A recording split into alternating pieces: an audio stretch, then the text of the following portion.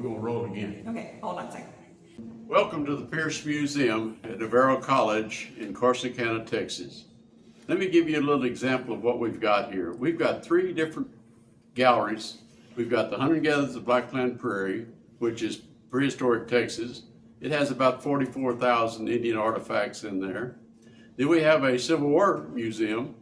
We have about 17,000 original documents and a few artifacts in that collection. And then we have a contemporary Western art gallery with about 320 paintings and sculptures in our permanent collection with about 199 different artists. We have about a third of them up at any one time if we don't have a show going on. Hi, this is Belinda with Belinda's Baubles, and welcome to Christmas in July, day 24? Is today the 24th? Yeah, I think so. Okay, so I am at the Pearce Museum with my dad, Bob O'Toole, and he is a docent here and he's giving us a tour. So there will be some areas in the tour that are a little more graphic, dealing with the Civil War, and I will have notations down below in case you want to fast forward through any of those. But I just wanted to introduce ourselves and come and join us. We're in Corsicana, Texas, and the museum is on the property of the Navarro College, right? Okay, over to you. Let's start here with this Blackland Prairie exhibit.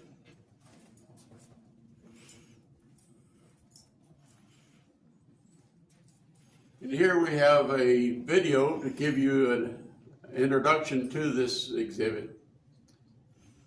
The exhibit was put together by Robert Redding, who was an avid hunter of Indian artifacts all over Texas. He was in about 180 different counties making this collection possible. As you go through the exhibit, you'll see a timeline that shows what the artifacts, how they were made, and what period of time. We also have here a little example of the different types of stones that they could make their tools out of. The best, of course, was chert, and the best chert comes from over in the Edwards Plateau, which is about 14 days walk over and back from this area. This is an example of some of the types of tools that they would make to make their daily life easier. Whenever the ladies would go out gathering the different types of fruit and nuts and vegetables that they could find, and the men would spend their time hunting. The bison was the one that was the most favorite that they would hunt, and they would use every bit of that bison. They didn't let anything go. Even the brain was used to tan the hide. One of the things you can tell is that every animal has the exact chemicals in its brain to tan its hide. When Mr. Redding went out hunting, he'd come back in and he would sit down at his table and he would put the find in these boxes. We have about 470 of these boxes in our collection. We also have a video here that will show you how flint knapping is done. Give you an introduction to that. Here in this room we have all of the collection. It's in these drawers.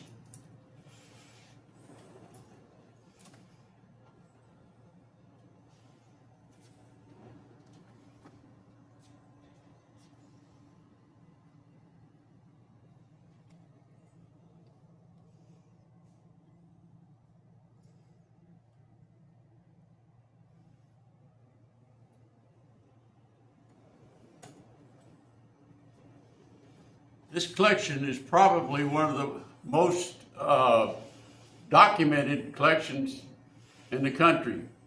Every one of these objects has an indicator of where they were found and when they were found in Mr. Redding's journals. What about our bison up here? Dad? Huh? What about this guy? Ralph is our mascot. He was brought down from Wyoming or Montana and sent down to LaGrange to be taxidermed and placed up there to look out over the exhibit.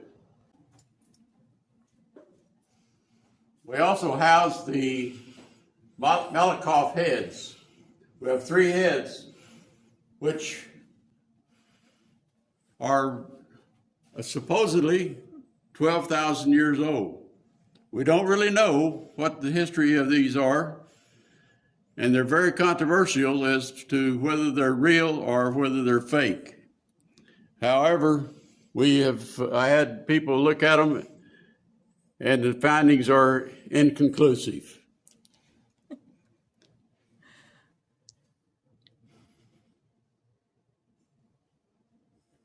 Okay. At this time, we'll go over to the Civil War Museum.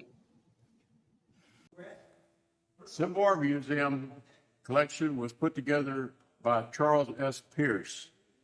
Mr. Pearce was the grandson of the founder of Colgate. He came down here after World War II to run the ranch that belonged to his mother's family. His wife, however, was a history buff, and she read the book, The Killer Angels by Michael Shera, which was about a historical fiction book about the Battle of Gettysburg. One of the characters in that book was Joshua Lawrence Chamberlain, a college professor from Broden College in Brunswick, Maine, who wanted to get involved and got a commission as lieutenant colonel in the 20th Maine Regiment.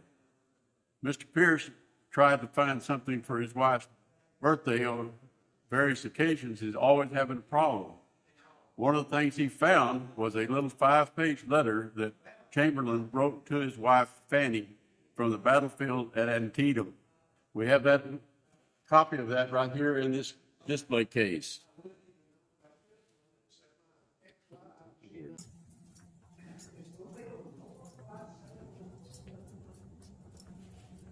For those who are unfamiliar with the Civil War, we have a 17-minute movie that kind of gives an overview of the war. We also show on a map those states that stayed in the Union, those that seceded from the Union, and also the 3 states that declared neutrality and did not want to get involved. We also show where some of the main battles were fought on the map and give it a little bit of a description of that. We also have indicators on there of how many men died during that war. 618,000 men died.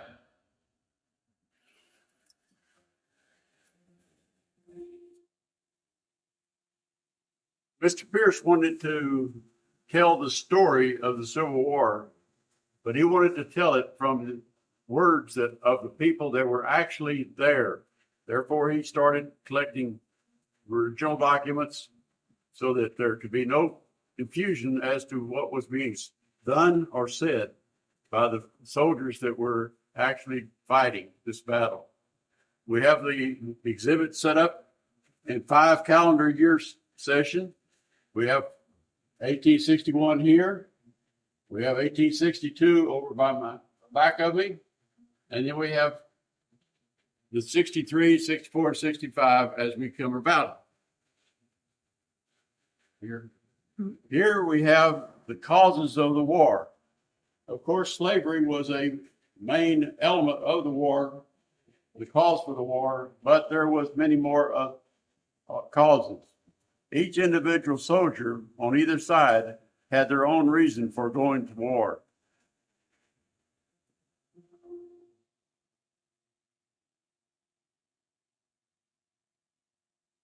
You have documents that pertain to Texas' involvement in the war.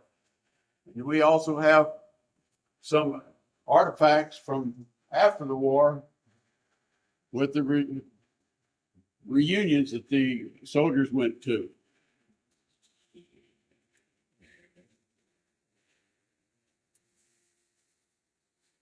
This case here contains weapons that are from that period.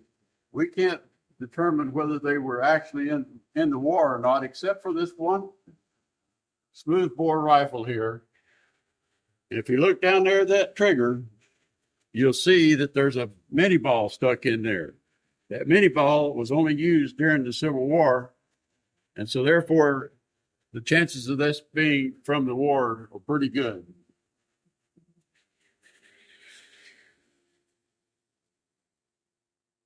Here we have 1863.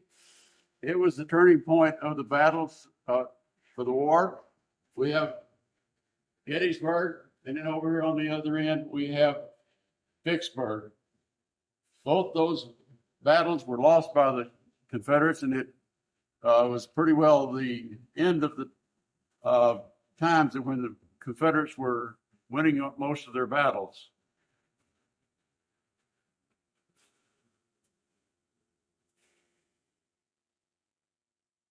We have our sharpshooter here projecting the exhibit.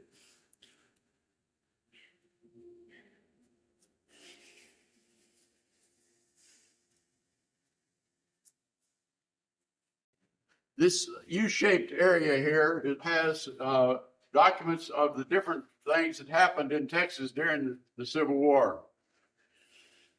One of the things that we're exhibiting here is a exhibit from the Camp Ford over in Tyler, Texas, where they had a prisoner of war camp over there. We have pictures of prisoners that were released at the end of the war from Camp Ford, and then we have one that was from Andersonville over in Georgia. You can tell the difference in the way that they were treated. At Camp Ford, they were allowed to put out their own newspaper. They were also allowed to build their own huts and dugouts for protection. They had a 4% death rate at Camp Ford, whereas at Andersonville, it was 26%. This exhibit here shows how they took care of casualties on the battlefield. We have Dr. Charles Wheeler's diaries, journal, and all of his instruments here, and telling how he took care of the patients that he had at Gettysburg. You'll notice that there was 3 people there. One is the victim, one is the doctor, and the other is his assistant. They did have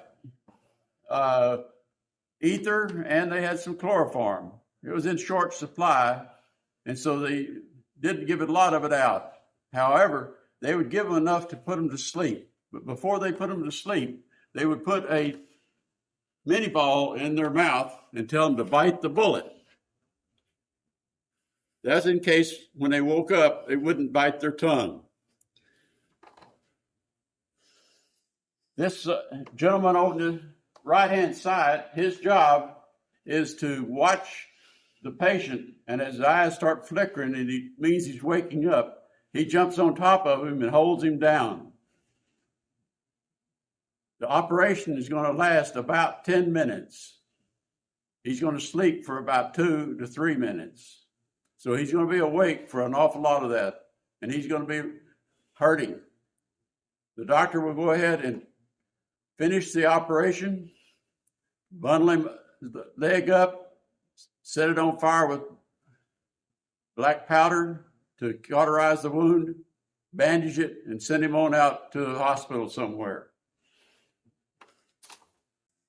This display here is 1864. It shows a lot of destruction that took place with the armies being overrun by the Union Army. The destruction of Georgia by Sherman and his march. Over here we have 1865, which was, of course, the end of the war. What you're seeing there is the city of Richmond. the Confederate Army had a lot of cotton and tobacco stored in these warehouses that they could not sell because of the embargo and the blockade on the coast. They pulled them all out and put it on the wharf out there and set it on fire. They then went across the river to get away from the Union Army and burned the bridge. Whenever they looked back, the wind had shifted and the fire had gone into the city and burned 1/3 of the city. The only thing that kept it from burning more was the U.S. Army coming in and putting out the fire. It took them 2 days to do it. We have a textile display showing the types of clothing that was worn by the ladies during that time period. They're all authentic to the time period. Even some knitting.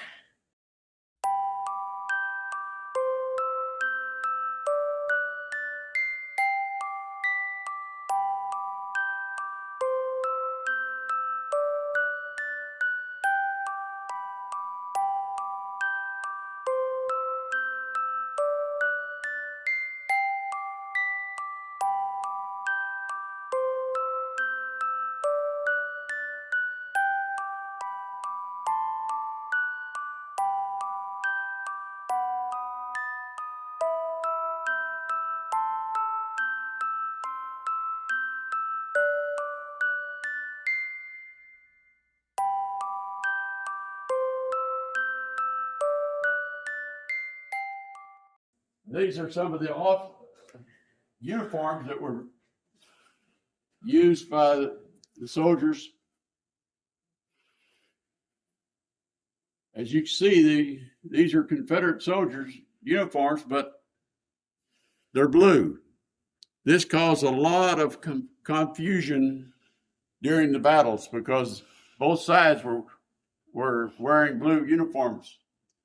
Now, as the war went on, the dye in the blue would fade out and they'd turn into what they call butternut.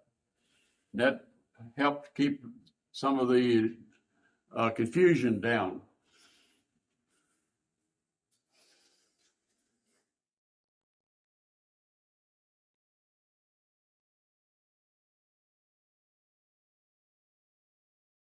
We have here a display of some of the women that were involved in the war.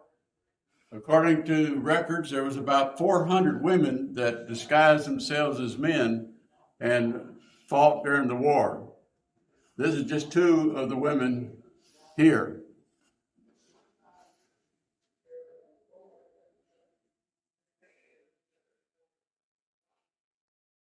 Women were also secret agents.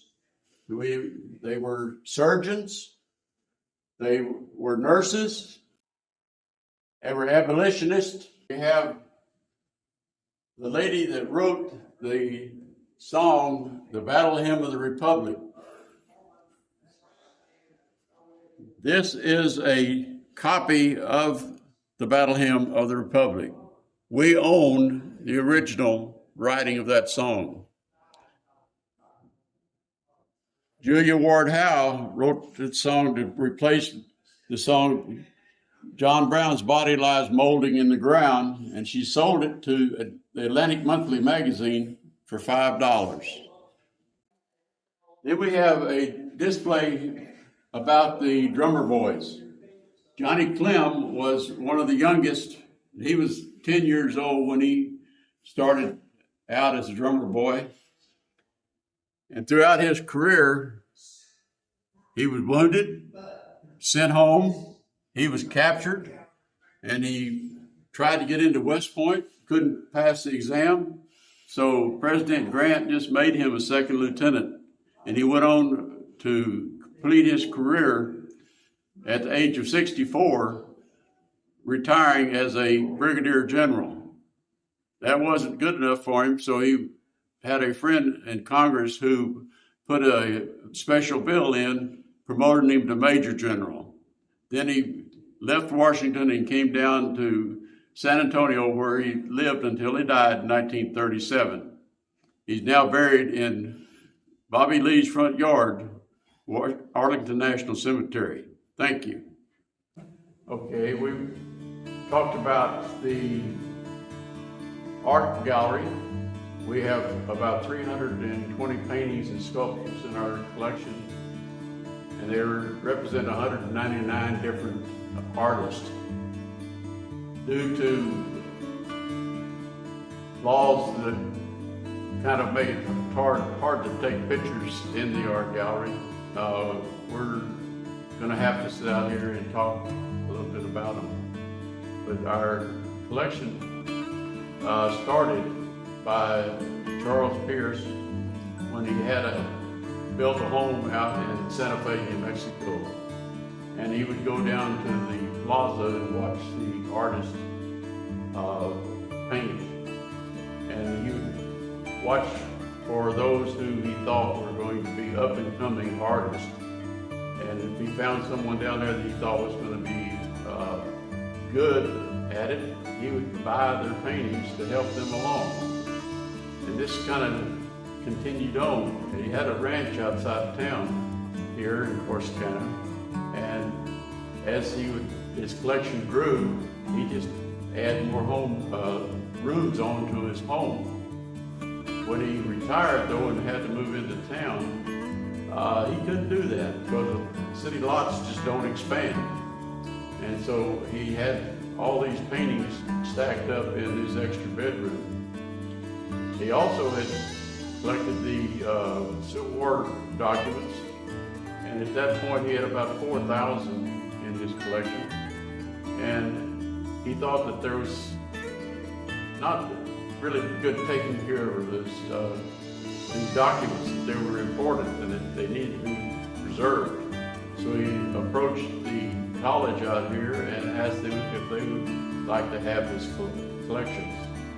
And he gave both about 100 paintings and 4,000 documents to the college. In 2002, they decided to build a museum here onto the Cook Center and house the documents and also his art collection. Mr. Pearce continued to be involved in the collection and continued to buy art and also documents and artifacts to put into his museum. And it now have 17,000 approximately documents and artifacts in the Civil War Museum. And as I said before, 320 paintings and sculptures.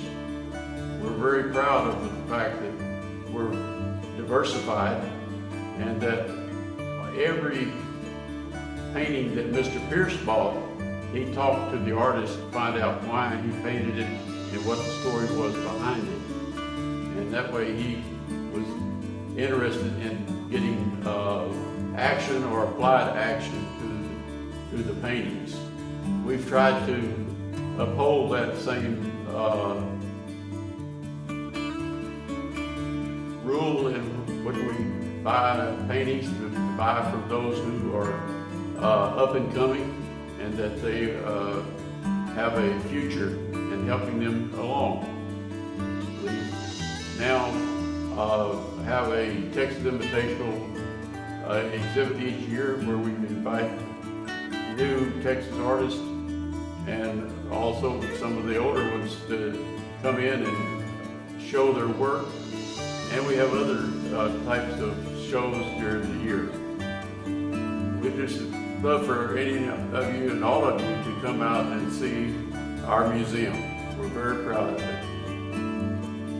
Thanks so much, Dad, for joining me today and doing this with me. If you ever get down to Corsicana, you really should come by here because this is an amazing museum and the artwork in there is phenomenal. All right, thanks for coming with us.